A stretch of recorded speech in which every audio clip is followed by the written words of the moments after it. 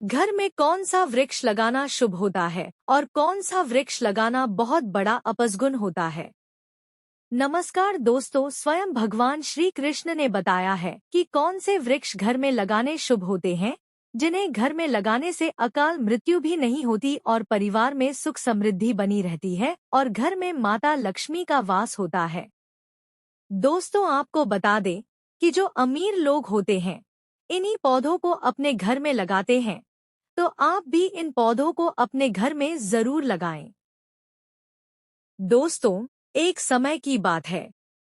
एक बार देवी रुक्मणी भगवान श्री कृष्ण से कहती हैं, हे प्रभु, कृपया आप मुझे यह बताइए कि मनुष्य को किन किन वृक्षों का रोपण करना चाहिए, कौन से वृक्ष भवन के सामने लगाने चाहिए, जिससे दरिद्रता दूर हो और शत्रु रोग, भय, भूत, पिशाच आदि संकटों से बचने के लिए कौन से वृक्ष भवन की सामने लगाने चाहिए। भगवान श्री कृष्ण मुस्कुराते हुए कहते हैं, हे देवी रुक्मिणी, तुमने आज समस्त मानव जाति के कल्याण के उद्देश्य से अत्यंत महत्वपूर्ण प्रश्न किया। इस संसार में वृक्षों का बहुत बड़ा योगदान है। वृक्ष सदा ही पूजनीय है, किंतु आज तुमने उचित ही प्रश्न किया है कि सामने कुछ खास वृक्षों को लगाना बहुत ही शुभ फल प्रदान करता है। वृक्ष तथा पौधे घर की सुंदरता को बढ़ाते हैं, साथ ही यह वातावरण को शुद्ध रखते हैं। वृक्षों से सकारात्मक ऊर्जा का संचार होता है, जो मनुष्य के जीवन के लिए अत्यंत आवश्यक है। वृक्ष नकारात्मकता को कम करके वातावरण को अधिक सकारात्मक बनाने का कार्य करते हैं। घर के सामने पेड़ पौधे लगाने से घर में सुख समृद्धि आती है। साथ ही यह पेड़ पौधे कई प्रकार के वास्तु दोषों को नष्ट करते हैं। घर के आंगन में खड़े वृक्ष देवताओं के समान घर की रक्षा करते हैं। दोस्तों, भगवान श्री कृष्ण कहते हैं, हे देवी, भवन के पास कौन से पौधे लगाने चाहिए और कौन से नहीं, इसके बारे में बताने से पूर्व मैं तुम्हें एक प्राचीन कथा सुनाता हूँ, जिससे तुम्हें समझ में आ जाएगा कि वृक्षों तथा पेड़ पौधों का भवन के पास लगाना कितना शुभ होता है और कौन से पौधे भवन के पास लगाने से दुख एवं दरिद्रता आती है। हे देवी रुक्मणी, तुम इस कथा को ध्यान से सुनना और जो भी मनुष्य इस कथा का स्मरण करता है उसके सैकड़ों पाप नष्ट हो जाते हैं और उसकी दरिद्रता का नाश होता है। तब देवी रुक्मणी कहती हैं, हे प्रभु, मैं इस कथा को अवश्य ध्यान से पूरा सुनूंगी, कृपया मुझे आप कथा सुनाएं। तब भगवान श्री कृष्ण कहते हैं, हे देवी, पूर्वकाल की बात है। मध्य देश में एक अत्यंत शोभायमान नगरी थी। उस नगरी में गोपाल नाम का वैश्य अपनी पत्नी सुमित्रा के साथ निवास करता था। गोपाल भगवान विष्णु का भक्त था और वह नित्य भगवान विष्णु की पूजा करता था। गोपाल की पत्नी सुमित्रा भी गृह कार्य में दक्ष थी।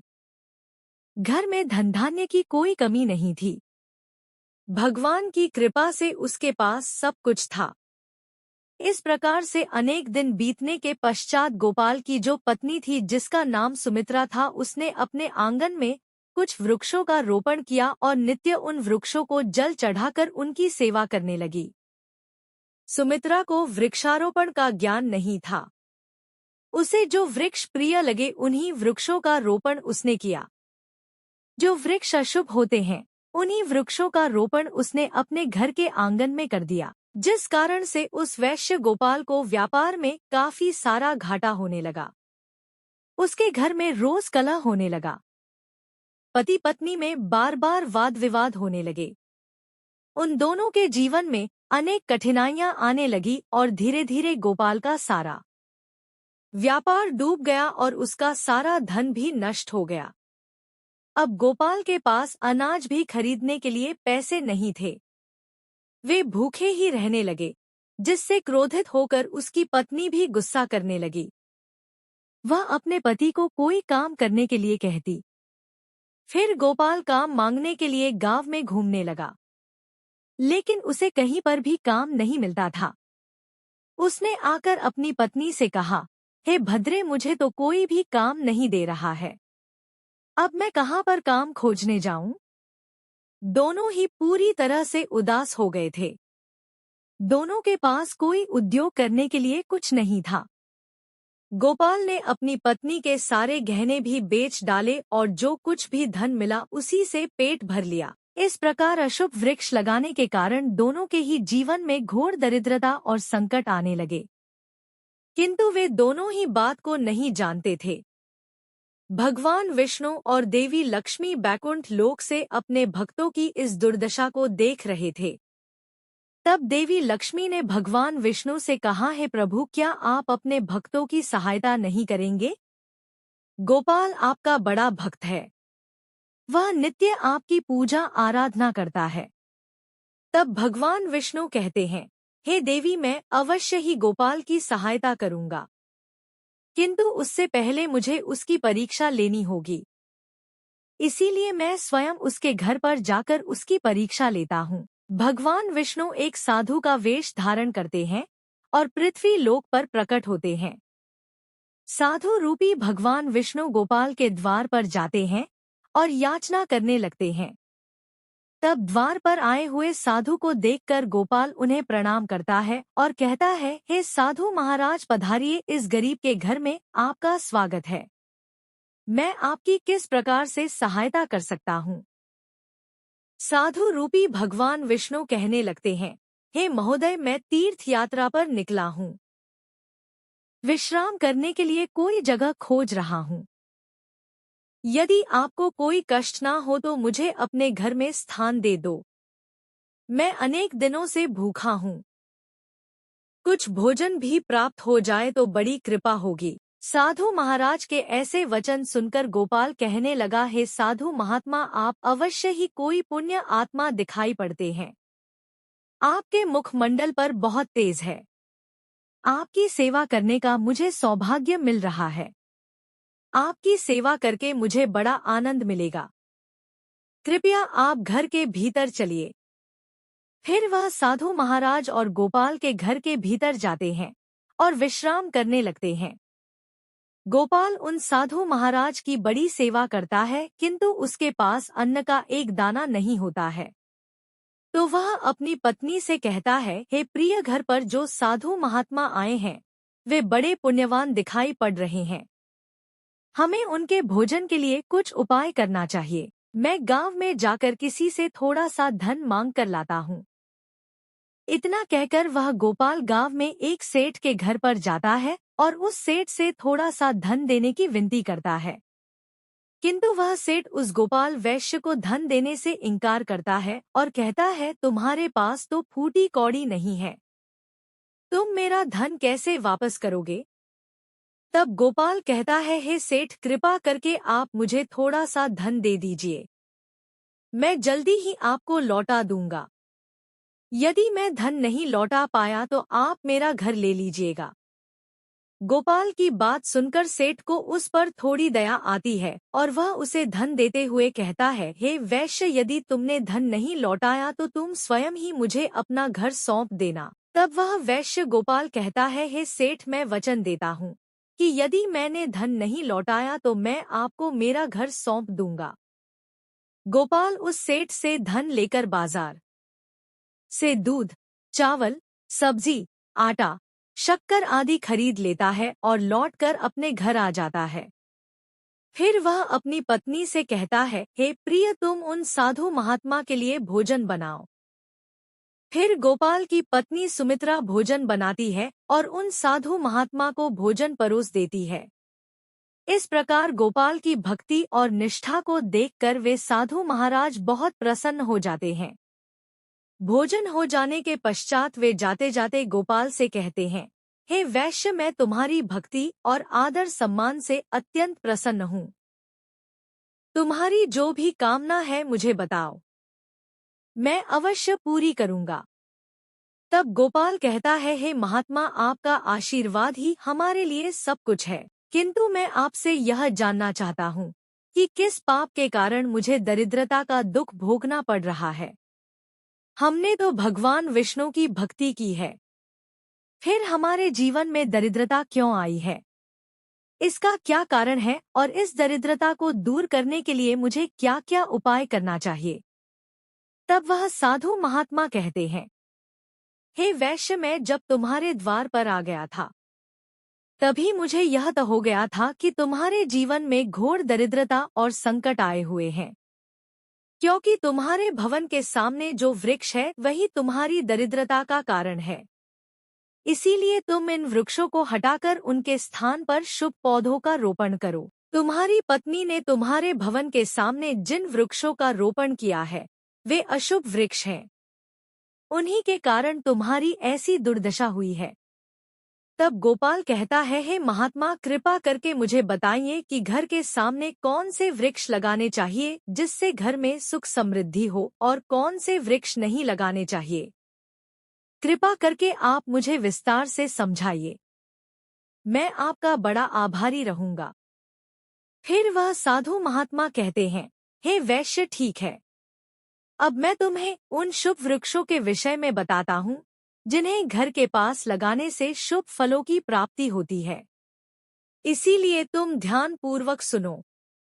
हे वैश्य गोपाल, किसी जलाशय के समीप पीपल का वृक्ष लगाओ। पीपल का वृक्ष लगाने से जो फल मिलता है वह सैकड़ों यज्ञ के समान होता है। जब पीपल के पत्ते उस जलाशय में गिरते हैं तो वे पिंड के समान होकर पितरों को तृप्त करते हैं। इससे सभी प्रकार के पितरी दोष समाप्त हो जाते हैं। जो मनुष्य नित्य स्नान करके पीपल को स्पर्श करता है वह सभी पापों से मुक्त होता है और कभी पराजित नहीं होता है। पीपल को स्पर्श करने से लक्ष्मी की प्राप्ति होती है और उसकी प्रदक्षिणा करने से आयु में वृद्धि होती है। पीपल की जड़ में श्री विष्णु, तने में शिव जी और अग्रभाग में ब्रह्मा जी स्थित रहते हैं। अमावस्या के दिन पीपल को प्रणाम करने से जो फल मिलता है वह 1000 गाय के दान के बराबर होता है। इस संसार में पीपल के समान कोई वृक्ष नहीं है। साक्षात श्री हरि इस वृक्ष के रूप में पृथ्वी पर विराजमान है। पीपल के वृक्ष को चोट पहुंचाना अथवा उसकी टहनी तोड़ना महापाप माना गया है। ऐसा मनुष्य नरक में रहता है और जो पीपल को जड़ से काटता है उसका कभी नरक से उद्धार नहीं होता है। हे वैश्य, अब मैं तुम्हें दूसरे वृक्ष के बारे में बताता हूँ। आंवले का फल समस्त लोगों में प्रसिद्ध और परम पवित्र है। आंवले को लगाने से स्त्री और पुरुष जन्म मृत्यु के बंधन से मुक्त हो जाते हैं। यह पवित्र फल भगवान विष्णु को अत्यंत प्रसन्न करने वाला एवं शुभ माना गया है। इसको खाने से सभी पापों से मुक्ति मिलती है। आंवला खाने से आयु बढ़ती है। उसका जल पीने से रोगों का नाश होता है और आंवले को जल में मिलाकर स्नान करने से दरिद्रता दूर हो जाती है तथा सभी प्रकार के ऐश्वर्य प्राप्त होते हैं। जिस घर में आंवला सदा मौजूद रहता है उस घर में कभी भूत प्रेत और राक्षस नहीं आते हैं। एकादशी के दिन आंवले की पूजा करने से संसार के सभी तीर्थों से बढ़कर फल प्राप्त होता है। जिस व्यक्ति के घर के सामने आंवले का वृक्ष होता है वहां साक्षात लक्ष्मी नारायण निवास करते हैं। तीसरा है अशोक का वृक्ष। अशोक के वृक्ष में अप्सराओं का निवास होता है। यह वृक्ष शोक का नाश करने वाला तथा निराशा को समाप्त करने वाला होता है। इस वृक्ष को घर के पास लगाने से घर में सुख शांति बनी रहती है। अशोक का वृक्ष शीतलता और यौवन प्रदान करने वाला होता है। देवी लक्ष्मी ने जब सीता के रूप में अवतार लिया था तब रावण द्वारा अपहरण के बाद उनका वास अशोक वाटिका में था। अशोक के वृक्ष ने मां सीता की बहुत सेवा की थी। इसलिए मां सीता ने अशोक वृक्ष को यह वरदान दिया था कि जिस भी स्थान पर यह वृक्ष होगा वहां उनका सदैव ही निवास होगा। चौथा है पाकड़ का वृक्ष। प्रत्येक मनुष्य को पाकड़ का वृक्ष अवश्य लगाना चाहिए। यह वृक्ष लगाने से जो फल मिलता है वह महायज्ञ के समान होता है। कलयुग में मनुष्य यज्ञ नहीं कर पाएंगे, इसीलिए उन्हें एक पाकड़ का वृक्ष अवश्य लगाना चाहिए। पांचवा है नीम का वृक्ष। नीम का वृक्ष लगाने से सूर्य देव प्रसन्न होते हैं। नीम का वृक्ष आयु प्रदान करने वाला माना गया है। इसे घर के पास लगाने से नाना प्रकार के रोगों से छुटकारा मिलता है और मां लक्ष्मी को नीम के पत्ते अति प्रिय होते हैं। इसीलिए वे नियम के वृक्ष के पास निवास करती हैं। घर के सामने नीम के वृक्ष का रोपण करने से धन संपत्ति की प्राप्ति होती है। छठा है जामुन का वृक्ष। यदि कोई मनुष्य कन्या प्राप्ति की कामना करता है तो उसे जामुन का वृक्ष अवश्य लगाना चाहिए। जिस मनुष्य के घर के सामने जामुन का वृक्ष होता है उसके घर में कन्या का जन्म होता है, जो कुल का गौरव बढ़ाती है। सातवां है बेल का वृक्ष। बेल के वृक्ष में भगवान शिव और गुलाब में देवी पार्वती का निवास है। इसीलिए अगर बेल के वृक्ष के पास गुलाब का पौधा लगाया जाए तो शिव पार्वती का आशीर्वाद प्राप्त होता है। उस घर में कभी दुख और दरिद्रता नहीं आती है। उस घर में कभी अकाल मृत्यु नहीं होती है और कोई स्त्री विधवा नहीं बनती है। आठवां है नारियल का पेड़। नारियल का पेड़ लगाने से पुरुष अनेक गुणवान संतान का पिता बनता है। नारियल किसी भी धार्मिक अनुष्ठान का आवश्यक अंग होता है। यह अत्यंत शुभ माना जाता है। कुंद और मोगरे के पेड़ में गंधर्व निवास करते हैं। इसीलिए इस पौधे का रोपण अपने घर के पास करने से कार्यों में सिद्ध और शुभ फलों की प्राप्ति होती है।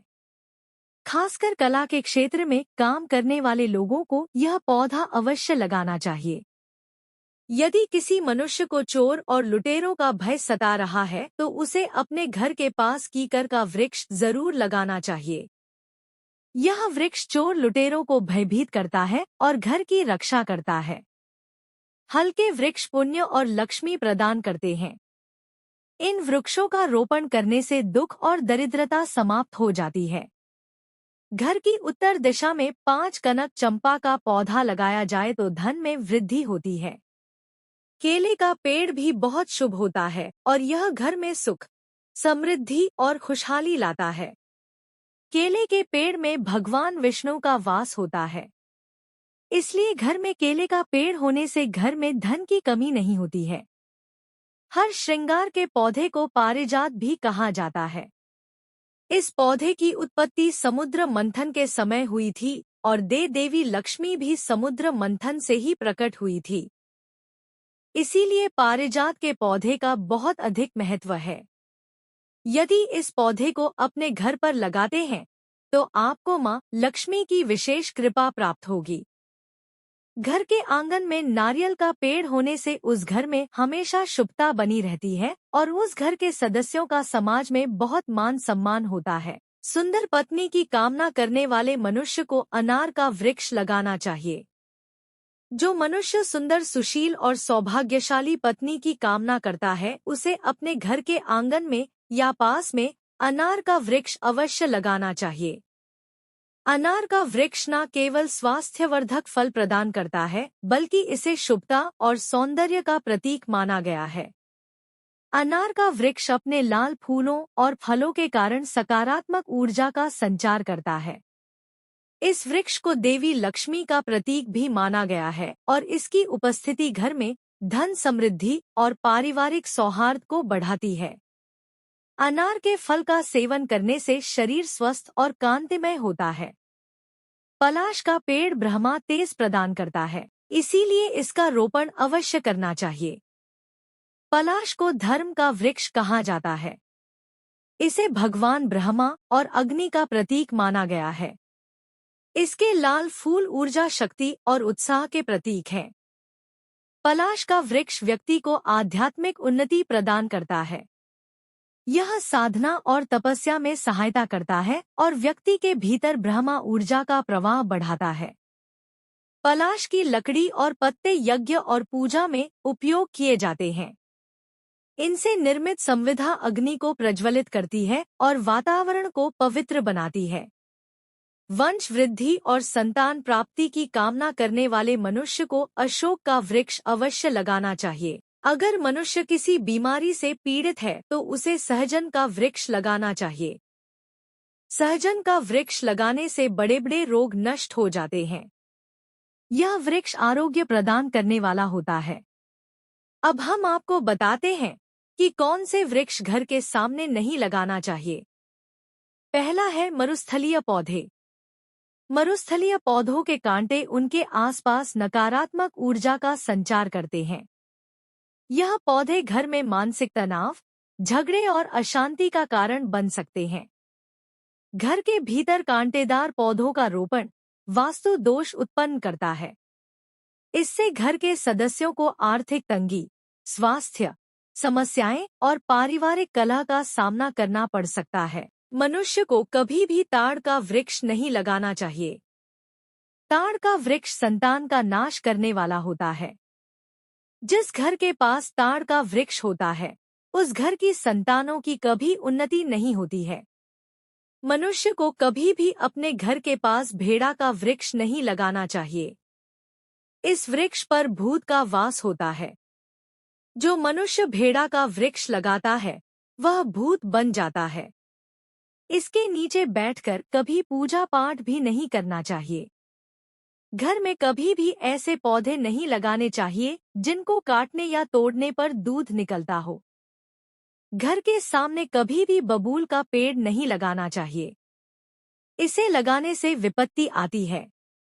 घर के सामने बेर का वृक्ष भी नहीं लगाना चाहिए। इसे लगाने से नकारात्मकता बढ़ती है, धन का नाश होता है और संकट आते हैं। घर के अत्यंत समीप आम का वृक्ष भी नहीं लगाना चाहिए। इस वृक्ष की छाया घर पर पड़ना अशुभ फल प्रदान करता है। अतः इस वृक्ष को घर से दूर लगाना चाहिए। किसी भी मनुष्य को अपने घर के सामने पपीते का वृक्ष नहीं लगाना चाहिए।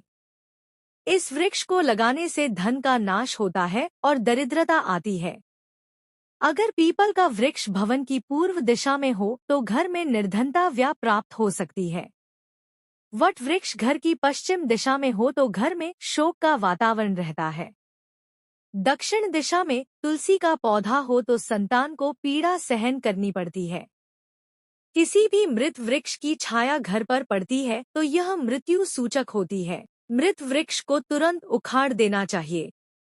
मरुस्थलीय पौधे कठोर और सूखे वातावरण में पनपते हैं। इन पौधों में कांटे और मोटे तने होते हैं जो नमी और जल को संचित करने के लिए अनुकूल होते हैं। लेकिन इनकी प्रकृति घर के भीतर या आंगन में शुभ नहीं मानी जाती। साधु महाराज उस गोपाल वैश्य से कहते हैं, हे वैश्य गोपाल, मैंने तुम्हें इन सभी शुभ और अशुभ वृक्षों के विषय में बता दिया है। इसीलिए तुम इन वृक्षों का रोपण करो और भगवान की कृपा प्राप्त करो। गोपाल कहता है, हे महात्मा, आपने आज मुझे उत्तम ज्ञान दिया है। मैं आपका धन्यवाद करता हूँ। फिर साधु रूपी भगवान विष्णु गोपाल को आशीर्वाद देकर उस स्थान से अंतर्ध्य हो जाते हैं। साधु महात्मा को अचानक अदृश्य हुआ देखकर गोपाल और उनकी पत्नी को आश्चर्य होता है। फिर उन्हें समझ में आ जाता है कि साक्षात भगवान विष्णु ही उनके घर पर आए थे। फिर गोपाल उन साधु महात्मा के कहे अनुसार अपने घर के सामने अनेक शुभ वृक्षों का रोपण करता है, जिससे अचानक ही उसे बहुत सारा धन प्राप्त होता है और उसकी दरिद्रता दूर हो जाती है। गोपाल और उसकी पत्नी भगवान विष्णु का धन्यवाद करने लगते हैं। भगवान श्री कृष्ण कहते हैं, हे देवी रुक्मिणी, इस प्रकार से मैंने तुम्हें शुभ और अशुभ दोनों प्रकार के वृक्षों के बारे में बताया है। अब तुम भी जाकर अपने भवन के पास यह वृक्ष लगा लो।